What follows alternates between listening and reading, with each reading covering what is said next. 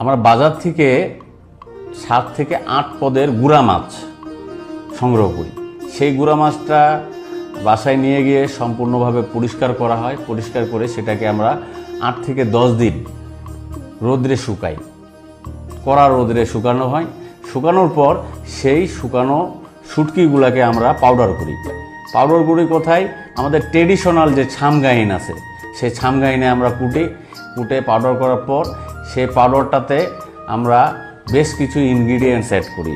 সেটাতে আপনার হলুদ গুঁড়া, সরিষার তেল মিক্স করে আপনার সুন্দর করে লেপ্টে দিয়ে এরকম টাইপের করা হয়। করে আমরা টানা 10 দিন ন্যাচারাল রোদ্রে শুকিয়ে এটা খাওয়ার উপযোগী হয়। কম দেয় না।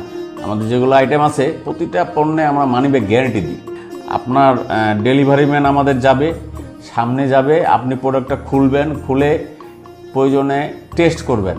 টেস্ট করে যদি আপনার মনে হয় যে হ্যাঁ আপনার মনোভূত হয়েছে, দেন আপনি রাখবেন, নাহলে আপনি রিটার্ন করে দেন, কোনো সমস্যা নেই। শাইন মার্টের আগামী পরিকল্পনা হচ্ছে 30 সালের মধ্যে আমাদের উৎপাদন সক্ষমতা বর্তমান যেটা আছে তার 10 গুণ বাড়াতে চাই।